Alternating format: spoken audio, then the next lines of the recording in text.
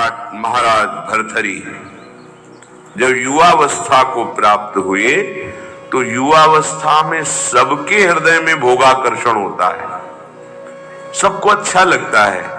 सुंदर पति हो, सुंदर पत्नी हो, सुंदर महल हो, खूब भोग सामग्री हो, हमारी आज्ञा पालन करने वाले सेवक हो, आदि आदि। जितना तुम सोच सकते हो उससे बहुत अधिक महाराज भर्तृहरि जी के पास था, क्योंकि चक्रवर्ती उसे ही कहते हैं। भूमंडल में एक छत्र राज्य, जहां से सूर्य उदय होता है और जहां सूर्य अस्ताचल को जाते हैं वहां तक उनका एक छत्र स्वामित्व।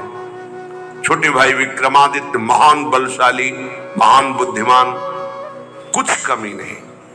भर्तृहरि जी के हृदय में स्त्री के प्रति आकर्षण पैदा हुआ, सर्वसामर्थ्यशाली थे। आदेश किया विश्व की सबसे सुंदर राजकुमारी को हमारे पास पत्नी के रूप में वर्ण करने के लिए लाया जाए। कौन नहीं चाहेगा ऐसे सम्राट, ऐसे सुंदर वैभवशाली राजा को अपना पति बनाना।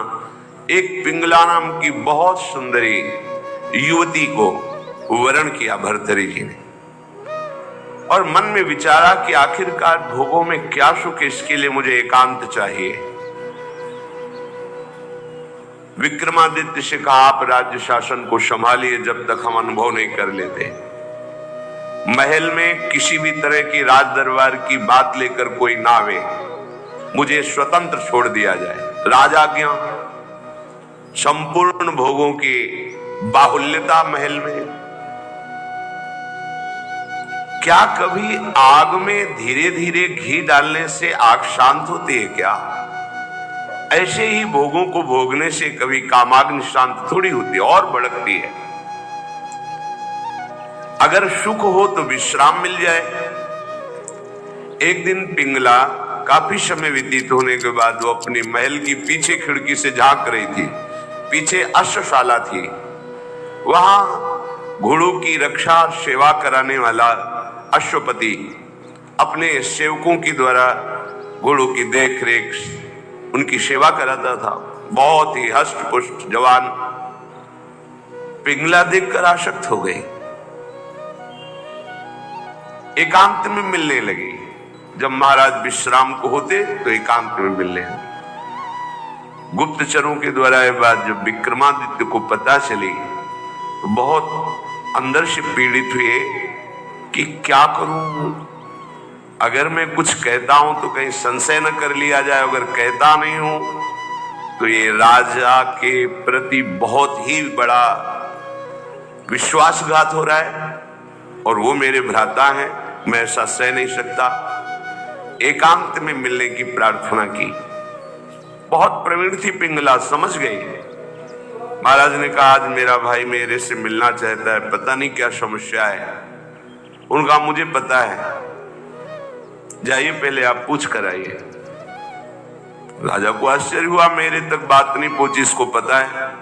बहुत प्रवीण थी, पर विषयों में प्रवीणता कोई प्रवीणता नहीं कहलाती। प्रवीणता तो विषयों के त्याग की होनी चाहिए। बुद्धिमत्ता गड्ढे में गिरने की नहीं होती, बुद्धिमत्ता उससे निकलने की होती है।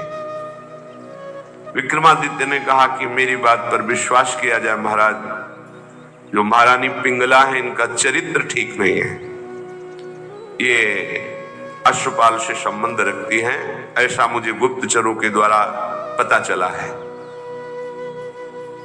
आवेश में अंदर गए। रानी ने कहा हम बता रहे हो, क्या बता रहे होंगे? वो यही बता रहे होंगे कि अश्वपाल से हमारा गलत संबंध है। ये तुम्हें कैसे? मुझे पता है। कैसे पता है? देखो हम आपको प्रमाणित नहीं करती, पर आपके भाई चरित्रहीन है। नहीं, इसका प्रमाण चाहिए। आप ऐसे पवित्र भाई के ऊपर ऐसी बात नहीं लगा सकती। तो धन दे करके किसी राज सैनिक को अपने अनुकूल करके किसी एक सदगृहस्थ परिवार को इस बात पे राजी किया कि तुम सभा में कहो कि हमारी बहू को ये राजपद पर होने पर गलत दृष्टि रखते हैं, गलत आचरण करते हैं, नहीं तो तुम्हारे पूरे परिवार को मरवा दूंगी। और महारानी पद में है, अगर ऐसा बोला तो सब सुख सुविधाएं आपको दे देंगी। वो बेचारा राज भय के कारण ऐसा ही बोला। महाराज की आसक्ति थी पिंगला में, भर्तरी जी की। उन्होंने बिना कुछ विचारे पिंगला की सलाह से और वो प्रमाण सदगृहस्थ जो बोला उससे उन्होंने विक्रमादित्य का राज निष्कासन आदेश कर इन्हें राज्य से बाहर कर दिया जाए, कभी हमारे सामने ना आए, हमारा ऐसा धर्महीन भाई नहीं हो सकता।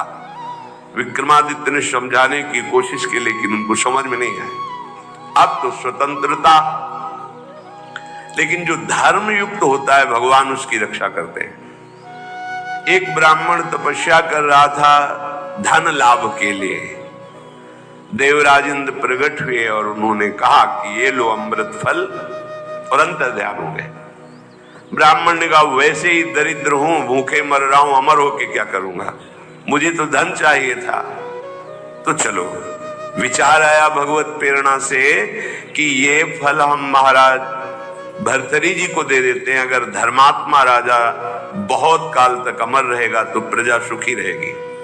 राज दरबार में तपस्वी ब्राह्मणों के लिए कहीं कोई रोक टोक नहीं थी।